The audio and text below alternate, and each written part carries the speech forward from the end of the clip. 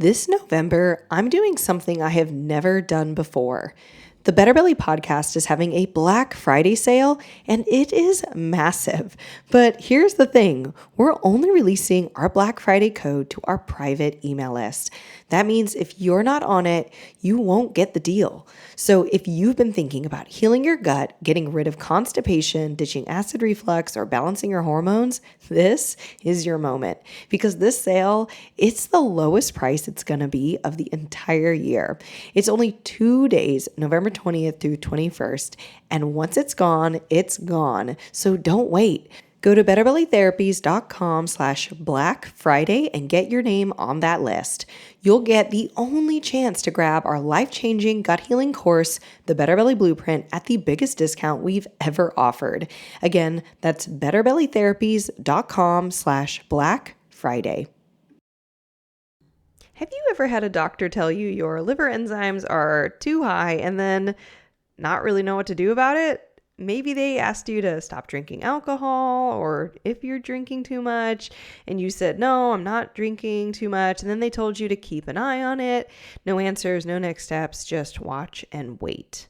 Or have you had a doctor freak out on you that your liver enzymes were high and you walked away super stressed about it, but you didn't feel good about the options they gave you on how to lower it?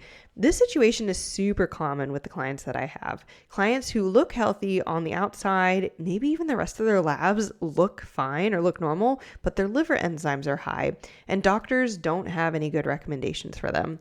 That's why on today's episode, we are covering all things liver enzymes. We'll be covering the surprisingly simple explanation behind what liver enzymes elevation means, causes of elevated liver enzymes beyond too much alcohol. There are others. Symptoms of high liver enzymes, to see, do you have any of these? The crazy connection between elevated liver enzymes and gut health symptoms like bloating and hormone symptoms like PMS. What additional testing you can do beyond just your liver enzyme blood test to find the root causes behind your elevated liver enzymes, and how to actually support your liver so your enzymes and your body can come back into balance. If you've ever been told your liver enzymes are high, but you don't drink or don't drink too much, you eat healthy, and your doctor still can't explain it, then this episode is for you. Hey friend, welcome to the Better Belly podcast. If you're currently trying endless supplements, doctor visits, and diet changes to heal your mystery symptoms, you are in the right place. We're here to solve the real root causes behind your gut, hormone, skin, sleep, and brain concerns. Literally anything and everything in your body. My name is Allison Jordan. I'm a functional medicine practitioner that has supported over 150 clients just like you to heal problems that no one has been able to fix. You don't need a perfect diet or a random supplement you found on Instagram to heal. You need a proven system that heals your whole body from the inside out. That's what I'm here to share with you, episode by episode. It's time to make health easy again. And just as a reminder, this information is not meant to diagnose, manage, or treat disease. Always consult with your own health practitioner before you make any changes to your health.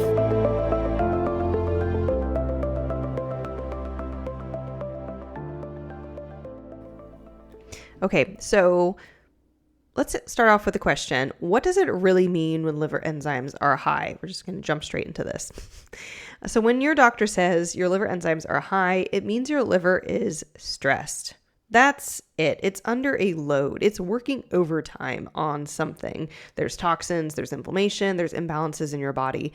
Now, a common cause for that on just a global historical issue is just drinking too much alcohol. Alcohol has a toxin in it, acetaldehyde, and it needs to be processed by the liver. That's what makes us feel tipsy, is an excessive amount of that toxin building up because the liver is behind on its job. It can only handle so much. And it's one of the reasons why people who have a lot of other toxins and inflammation in their body already can be very sensitive to alcohol, meaning they only have to drink a half a glass, a couple sips in more extreme cases to feel much greater effects of alcohol. So by the way, if you're listening and you're like, I am actually pretty sensitive to alcohol, a lot of my clients will tell their doctors, no, I'm not drinking alcohol because when they ask them about these high liver enzymes because I don't feel very good very quickly on alcohol. So that can actually be another component pointing to all this. So all it means is that your liver is processing a lot of things. And the solution is just say, what are the things it's dealing with? Let's get rid of those. And those liver enzymes will drop. So unfortunately, doctors are trained to look for disease. They're looking for disease states like fatty or non-fatty alcoholic liver disease.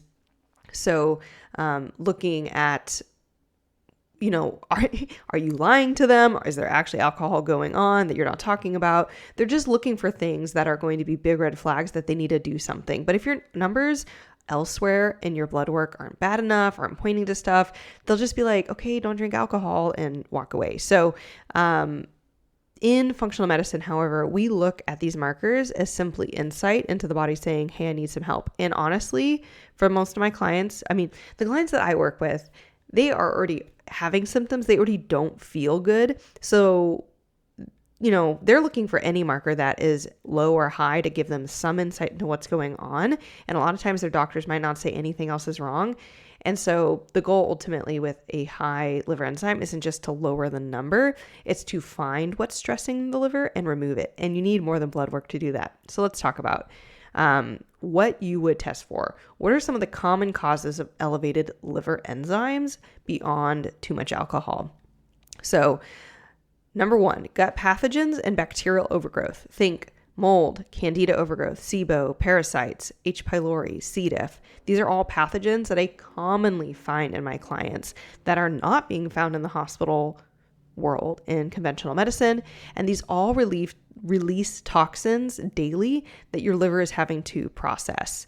I do have a whole series on all of these. If for any reason you want to go and listen to them, I'm just going to pull it up. I realized I didn't have these prepped. I try to prep as many episodes that I think I'm going to mention.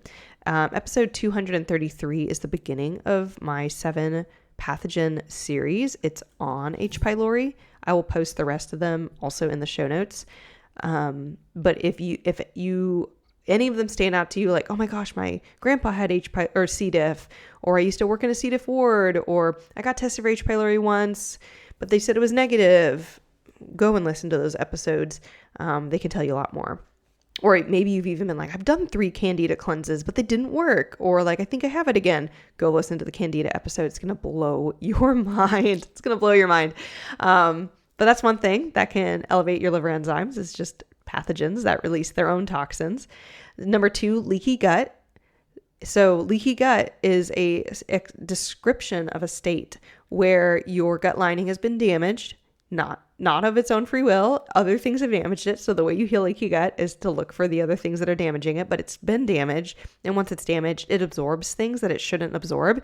It's like if it's winter and all your windows are open in your house and you're like, why is it cold? You're like, the windows are open. If you're wondering why there are all these extra toxins and inflammatory substances getting into your bloodstream, it's because the windows of your gut lining are open too big from leaky gut damage. So leaky gut can do it. Food sensitivities can do it. So food sensitivities, the big thing they do is create leaky gut. They create inflammation that then damages the gut lining, like little bombs going off in your body. So food sensitivities can be a big issue when you don't know that you have them, because especially you can have food sensitivities and have no GI symptoms. I can't say that enough. You can have food sensitivities and not have GI symptoms. I say it all the time to my clients. They don't realize this. You can be sensitive to wheat or to gluten or to dairy or to corn or to tomatoes or whatever, and not have bloating, acid reflux, constipation, diarrhea, abdominal pain. It can be other symptoms, skin issues, brain issues, fatigue, insomnia, all sorts of stuff from food sensitivities. And of course, then leaky gut, which then is inflammation the liver now has to process. Toxin overload from things like environmental chemicals, beauty products, cleaning supplies, glyphosate, all types of herbicides and pesticides. What I find when it comes to toxins is that I find typically most of my clients, it's not the toxin overload. Like a lot of my clients are already doing their best to eat organic, working through their beauty products to make sure they're clean and non-toxic, low tox, all these things. and then they still are sick. So usually this isn't where the crux of it is, but it is more things that your liver, even if it's 5% of your load, it's just adding, it's getting you that much closer for your liver to then have a reason to have elevated liver enzymes. Mold also is there. Now, mold is something I'm seeing in our testing. I'm seeing as a huge, huge issue for our clients. But that also is covered in gut and pathogen testing. So it's in both. It's really a toxin overload. And from your environment, from breathing in mold, and then it's also a pathogen that can be in your body. Mineral deficiencies, so zinc, selenium, magnesium, molybdenum, these are critical for liver detox enzymes to work. I do see a lot of deficiencies in all of these. Medications and supplements, so even healthy supplements can push the liver far. Where I'm actually going to talk about that, and that has actually happened with several of my clients. One fairly recently, where she was starting protocols with us and was just getting some blood work with her doctor, and her liver enzymes elevated for maybe the first time ever. She was in the normal range and then it went up, and her doctor saw it go up and very much freaked out, was very concerned. And while we want to keep it, like, we want to hold two things in our hand of like what you're doing that you believe is healthy for you, and also like taking in advice of like, okay, this is what my doctor's saying, and holding your hand. It very much freaked out our client, and we really had to educate her, like, healthy supplements, actually healing protocols, can actually elevate your liver enzymes because it will temporarily ask your liver to do more, or it might even give your liver the nutrients, like the previous point I made about nutrient deficiencies. When you have sufficient nutrients, suddenly the liver starts working, and you might see those liver enzymes temporarily elevate. Things like 3 months of elevation as you're working through stuff, and then it comes back down as you've cleansed yourself and get that out of your body. Hormone imbalance, so estrogen dominance due to poor bile flow, or even taking excess estrogen, so taking a xenoestrogen, so that could be birth control, that could be any type of IUD implant. Even if it's copper based, it forces your estrogen in your body to stay elevated, and detoxing estrogen is one of your liver's jobs.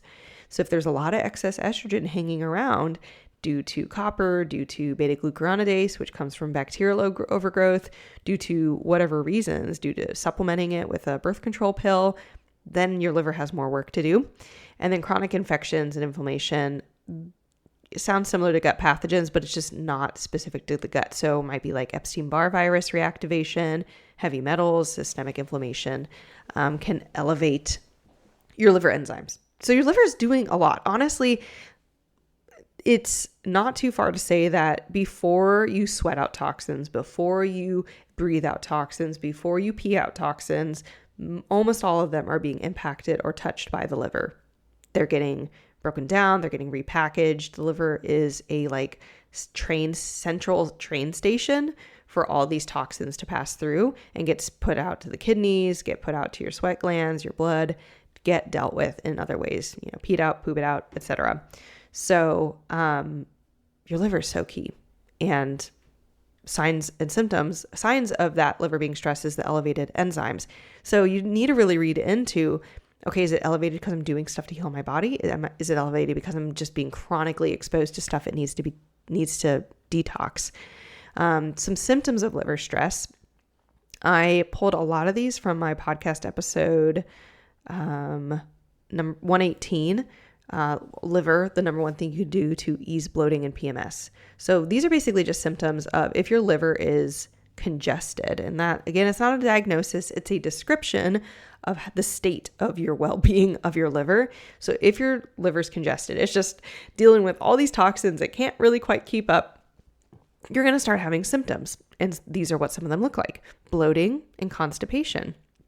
Because of poor bile flow, the bile is getting thicker. It's not getting into your small intestine to break food down.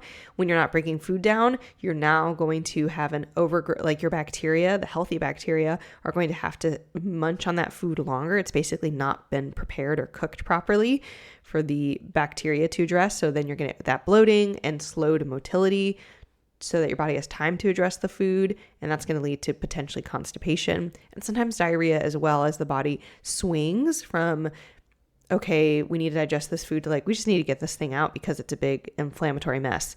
So then you can also swing to diarrhea. PMS and irregular periods because of the excess estrogen. If one of your liver's jobs is to detox estrogen and it can't because it's congested, now you have estrogens just rising. That is the key, or that's the ingredient you need for painful periods, heavy menstruation, irregular menstruation, painful and tender breasts, irritability and moodiness before or during your period, anxiety before or during your period. So that's all about estrogen. So that's hormone issues now. So we've had gut issues, we have hormone issues, fatigue, that's especially in the afternoon, waking up between 1 to 3 a.m., which is classic liver hour. It is a thing, especially if you wake up 1 to 3 a.m. and you're sweating. One of the reasons why that can be is your liver is trying to catch up on all the jobs it couldn't do when you were awake, and then it will wake up in the middle of the night to process that. And sometimes you'll wake up just because your metabolism rises. It is a huge organ. It filters, I used to have this, I think it's like 1.7 or 1.8 liters of blood per minute when it's when it's like functioning at its optimal point. And so that's a lot of blood. And if it's filtering it and working on it, it's going to increase your metabolism. It could wake you up. It could also then make you sweat. So I get clients who are like, I'm 27. Am I having hot flashes? Well, what time are you experiencing them? 1 to 3 a.m. Yeah, it's just liver hour. No, that might not happen. It happened to me, but it might not happen in like the hot flash component might not happen. But if you're waking up 1 to 3 a.m., you need some liver support. So brain fog and mood swings, because now the toxins can get into your brain and infect your neurotransmitters and just brain inflammation. Chemical sensitivity, because you're already so full of toxins and your liver's behind, your liver's sluggish. And then any toxin or chemical on top of it, it's like, I don't want to have to deal with that. Even natural fragrances can be an issue at that point. And then yellowish eyes or skin, dark urine or nausea after fatty foods. That's going to be more of the jaundice side of things. I had yellow, like orangish hands for like one or 2 years. It was like maybe a little longer than 1 year. It was like 2016 to 2017. And I can remember my dad mentioning it, and people thought I was eating too much carrots. Now, at the time I was eating a lot of carrots because I was on the low FODMAP diet, and carrots are low FODMAP vegetables. And I just liked carrots. I ate a lot of carrots. So at the time I really thought, oh, it's probably just carrots. I know that can happen if you eat too many carrots. However, I really think it was like a jaundice. It did not look good. I wonder if I could I've never thought of this. I wonder if I can like find a photo that really shows it. I don't know if I would have taken a photo of my hands. It was most obvious in my hands. But dark urine and nausea after fatty foods, poor digestion essentially. So those are all signs of just like general liver congestion. You could have these without having elevated liver enzymes and still have a congested liver. But if you also have elevated liver enzymes, you can ask yourself if you're dealing with this, and they would kind of come together. All right. So what do you actually do? Like, the way that you address these elevated liver enzymes, as long as they're not elevated because you're like, yeah, I am going through a healing protocol, so what? As long as that's not the reason why, you just want to go and do testing, which unfortunately they don't offer in hospital settings for gut pathogens. That at least they do some testing, but I have so many clients who their testing came back negative, and then we do the test and it comes back positive because we're doing a different test that is more sensitive. But you want to look at things like mold toxicity. You want to look at things like food sensitivities. Food sensitivities are not the same as food allergies.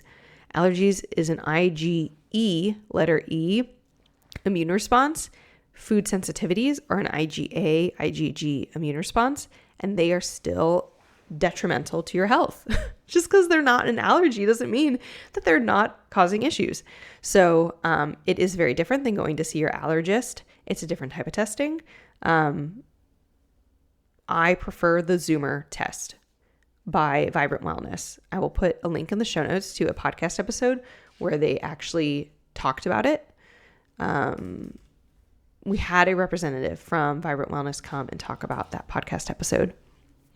And so, or talk about their test and what is so different and how it got developed. It's very different than Tiny Health, Viome, MRT. Those are labs that probably the 3 most common labs I hear people say that they've done before they come and work with me.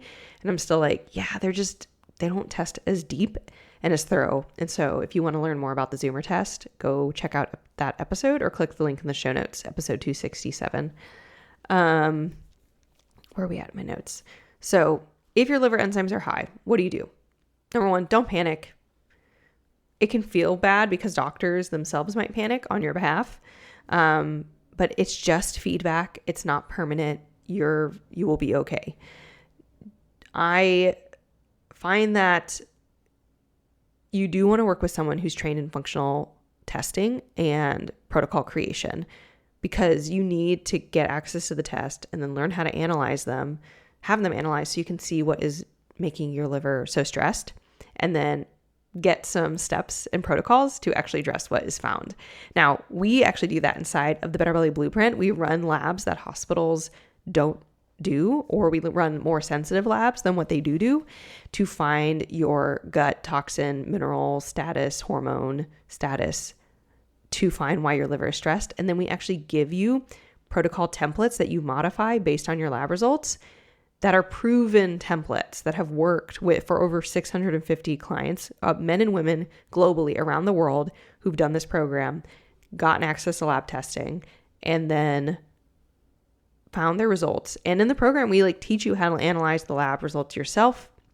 So you save thousands and thousands of dollars that on practitioner fees that you don't have to pay, because you are learning how to be your own practitioner. By the way, science, guys, science doesn't care if you have an MD or a PhD or anything. It will teach itself to you.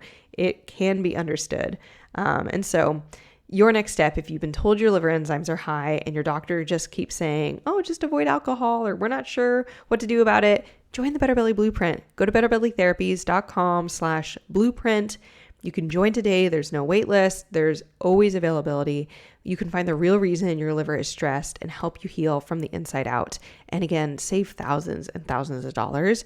This entire process has been designed to save you money on lab testing, on practitioner fees, on supplements, everything inside of it. I'm passing on savings as a practitioner, and basically the program pays for itself within the first few weeks of joining, just with how much money you save on labs, and then even more so on more practitioner fees, etc., because you are learning how to be your own practitioner, and you're walking away with education, and you're walking away with knowledge that you can use the rest of your life. So that is it. I hope that helps clarify things, helps you feel calm. Yeah, if it's elevated, something's off. Yes, you can pay attention to it, and you can be like, okay, we want to do something about that. And if you've been in a place where you've known that it's been an issue for 1 year, 5 years, 10 years, and you haven't had any better answers on what to look for or do, now you know, and I hope it helps. So I would love to hear from you guys. What do you think about all this? Was it helpful? Do you see a correlation between elevated AST, ALT, your liver enzymes, and the symptoms I talked about? Have you had these experiences? Have you had different experiences here? I would love to hear these. So you can go to our Instagram and DM us, share your experience. We're hoping to get these videos onto YouTube soon. So maybe if this is on YouTube when you watch it, you can definitely comment below in the video. But I hope that this helped you guys. I hope that it give you insight. And if you're new to the podcast, highly recommend that you go to betterbellytherapies.com/vault. It is where it's like a document we've put together of all of our episodes into one spreadsheet and organize them by category and topic. So like constipation, acid reflux, IBS, mold, it's all in one document, and we keep it updated constantly every month. So if you're new and you're like, there's over almost 300 episodes, there's so many, just go to betterbellytherapies.com/vault, get our vault, keep it saved on your phone, and then we just update it and you'll have everything there. So I hope that helps you guys, and I'll see you guys next week.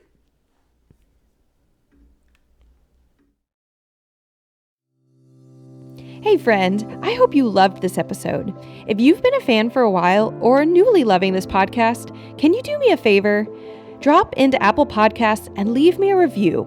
When you leave a review, you do so much. You help me know you're listening. You can tell me what you're loving so I know what to make more of. And you help others by boosting this podcast so other people like you can find the podcast too. I mean, It's a win-win-win, right? So if you want a way to pay it forward, just go to Apple Podcasts or click the link in my show notes and leave a rating and review. And if you want some more free stuff, just head over to my free Facebook group, betterbellytherapies.com/Facebook, and you can get access to all of my free support for you, including some Facebook group exclusive stuff like my podcast episode vault, where you can search the Better Belly podcast by topic and find exactly what you need to expedite your healing. I cannot wait to see you in there. Catch you guys next week.